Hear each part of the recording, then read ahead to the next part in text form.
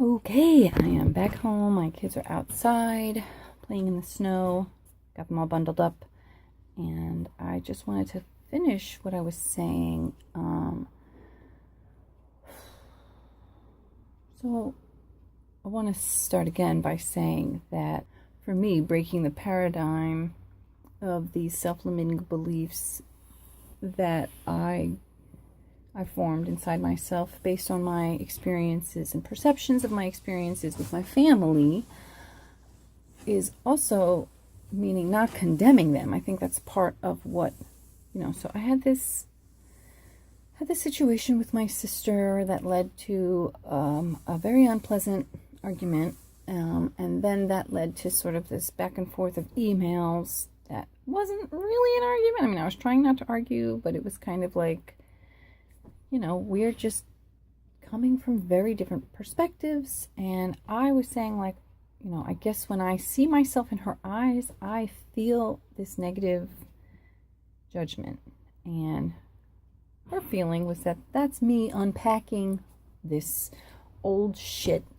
And I said, okay, I didn't think so. Like, I feel like it, like it's there, but then it's like, okay, well, the more I feel like it's there, the more I tell myself that it's there, the more that it's going to be there, the more I'm going to see it. So,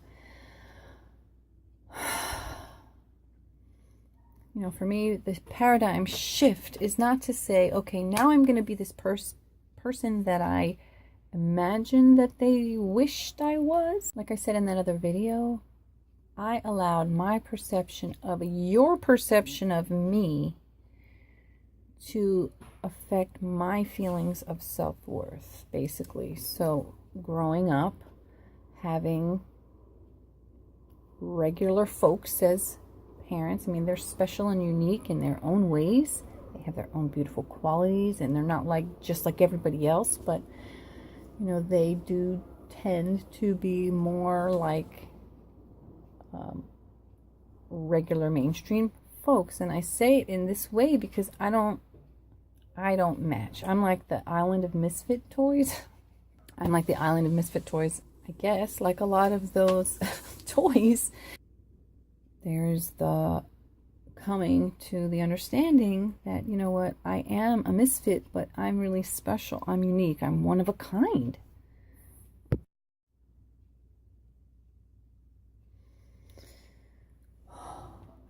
So for me, this paradigm shift, shattering the old paradigm shift, is shattering the feeling that somehow because I am different than my family of origin or my family of where I ended up, or because my family of origin actually sort of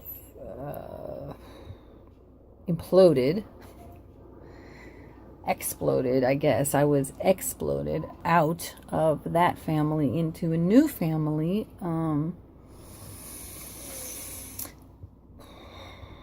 So, like, I was just watching this Bob Proctor part of this YouTube thing I was watching, and he was talking about, like, you grow up and, like, you're this being, and then, like, there's the paradigm, basically, like, all the things that you learned as a child, and your experiences, and how you sort of, like, how you're expected to function in the paradigm of wherever in particular you happen to be living. Like your family, your society, your culture, your language, and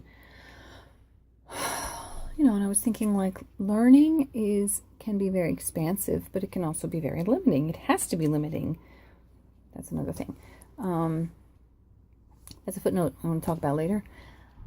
Learning is limiting, and it's also expansive, but you have to limit yourself to expand yourself. So, and so basically, he's like, most people are not willing to, I'm going to go turn on the music to highlight my voice.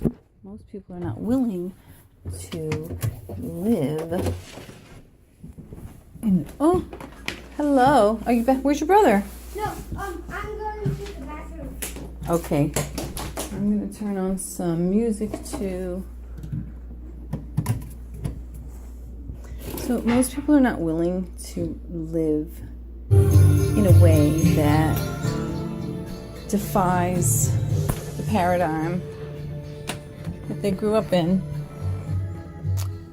The family paradigm, the cultural paradigm. Are you still there?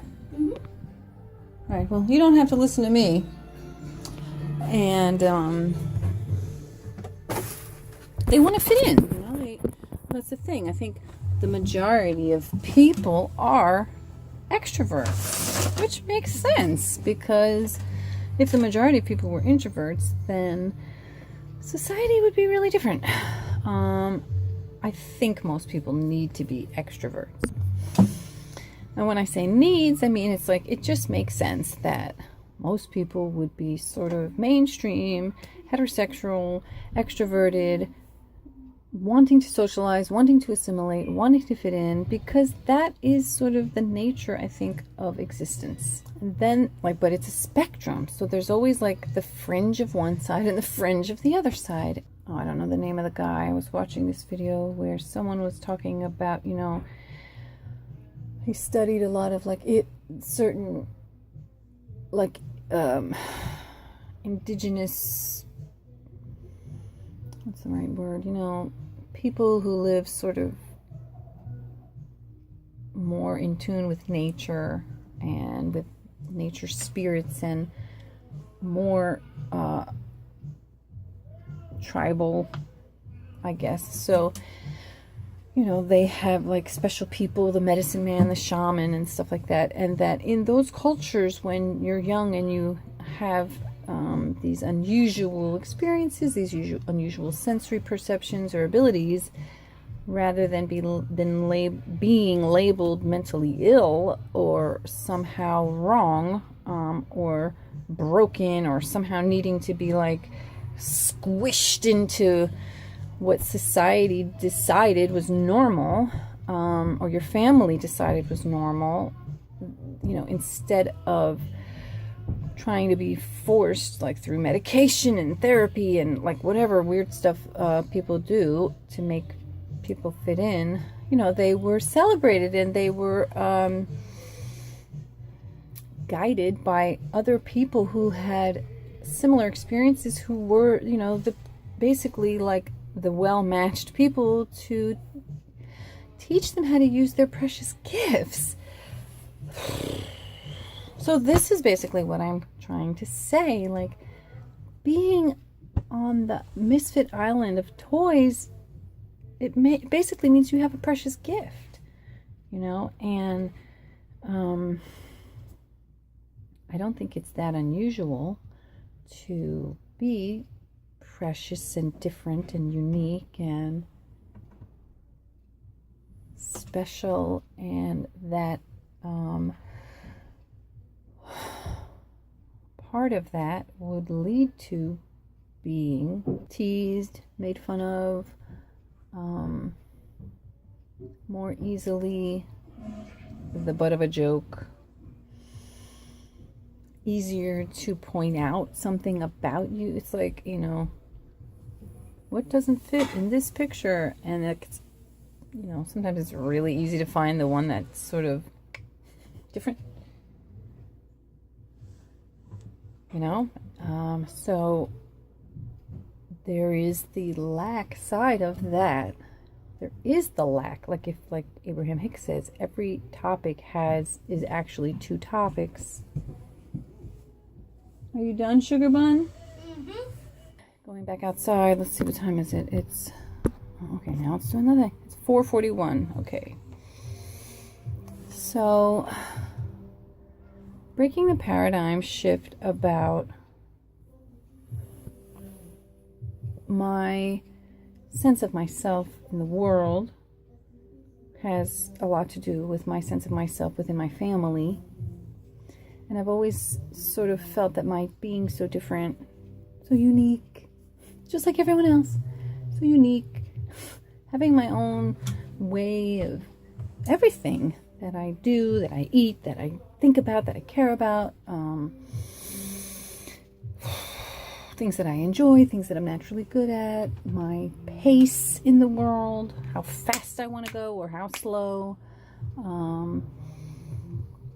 you know, like I haven't owned a television in 10 years, more than 10 years. I haven't used a microwave in, gosh, I don't know, 15 years? I mean, I don't know. Like, I think microwave food is disgusting. I don't even think of it as food. I just think of it as some kind of rubber zapped thing. Like, I don't know. It's weird. You know, I've been vegan.